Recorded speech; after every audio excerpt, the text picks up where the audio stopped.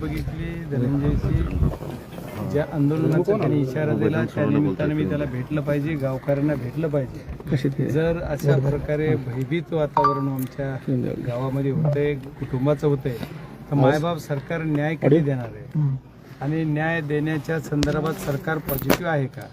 तर मी प्रेस घेणारच आहे. प्रेसमध्ये बरेच गोष्टी बोलल, पण मला आज फक्त धनंजय आणि कुटुंबाला भेटायला आलोय. त्यांना भेटून नंतर जाणार आहे, त्यांना विनंती करणार आहे की अशा पद्धतीने आणि मायबाप पोलीस यंत्रणा काय करते. SIT वाले तुमचे आता काय CID बरेच काय पोलीस दिसतात, कुणाचे मी त्यांना बोलणार आहे की नेमके आहेत कुणाचे, बीड जिल्ह्याचे आहेत, SITचे आहेत का CIDचे आहेत. तर आम्ही तर काय ह्यांना कुणाला कॉन्टॅक्ट करत नाही, पण आता आलेत तर आता नेमकं काय काम करले त्यांना ते पण विचारणार आहे. लोकप्रतिनिधी म्हणून ते पण माझी जिम्मेदारी आहे आणि मी आपण सर्वांच्या समोर विचारणार आहे त्यांना की आपण कोण आहात आणि ते काय करायला, आमच्या कुटुंबाला न्याय का मिळत नाही.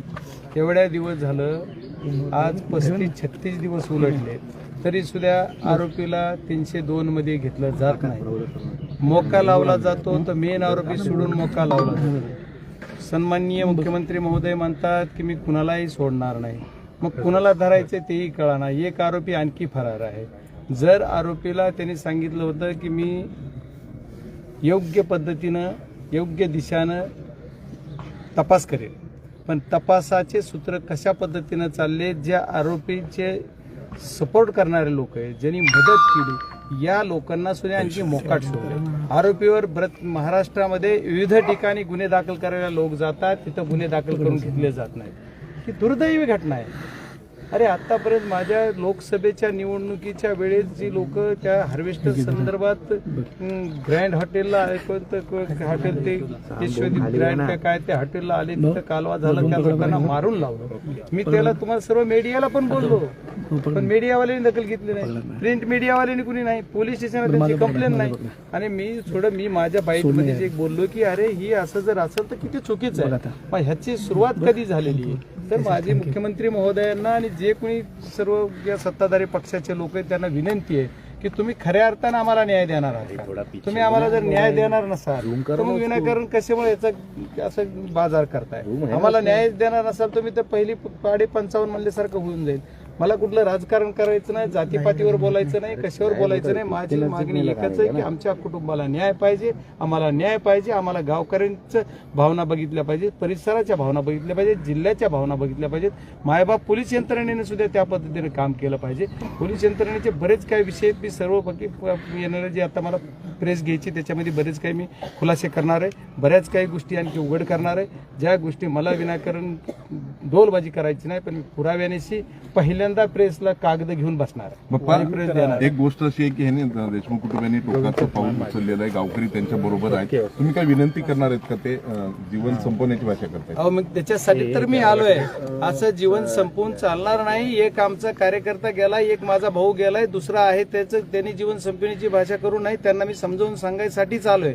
आणि याच्यानंतर पोलीस यंत्रणेला सुद्धा जॉब विचारणार आहे की तुम्ही आमच्या मरणाचीच वाट बघताय का? त्यांना एवढं भयभीत वाटतंय तर आपण राहून काय करायचं? ही जर उद्या काही झालं, ही जर बाहेर आली तर आपल्याला मारतील, अशा पद्धतीचे धमक्या दिल्या.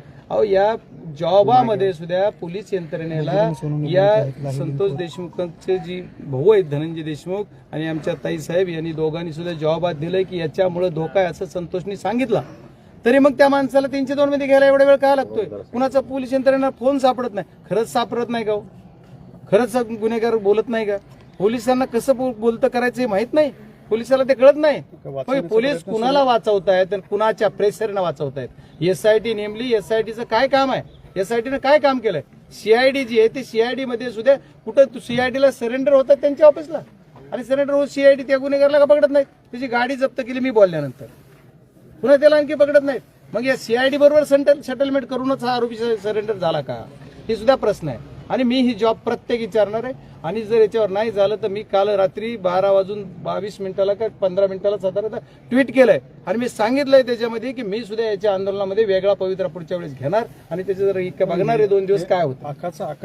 जबाबदार आहे मला त्याच्यावर काही बोलायचं नाही. मला असं बघा, मी स्पष्ट बोलणारा माणूस आहे. मी कुणाचं असलं मला ते तसलं नाटकी बोलता येत नाही, ह्याचं आणि ते तसलं काय नाही. मी आहे ज्याचं नाव घ्यायचं त्याचं स्पष्ट घेईल, जिथं वेळ येईल तिथं नाव घेईल. मला कुणाचा राजीनामा पाहिजे नाही, मला कुणाचं आकाश बुद्धी नाही. मला या मारेकऱ्यांना फाशी पाहिजे, याचा मास्टर माइंड याच्यात आला पाहिजे. जिल्ह्यात दररोज घटना घडतायत यार. एवढं आज एसपी आले, 1 महिना झाला, खूप चांगले एसपी म्हणून आम्ही कौतुक करतोय. परत राग चालू आहे. त्या राखाखाली एक काल सरपंचाचा बळी गेला. मग असं पद्धत तुम्ही अवैध धंदे कुठे बंद करायला? गुटखा चालू, मटका चालू, सगळं चालूच आहे. किती बेरबारचे लायसन घ्यायचे महाराष्ट्राचा मशिया व्हायचंय का यांना?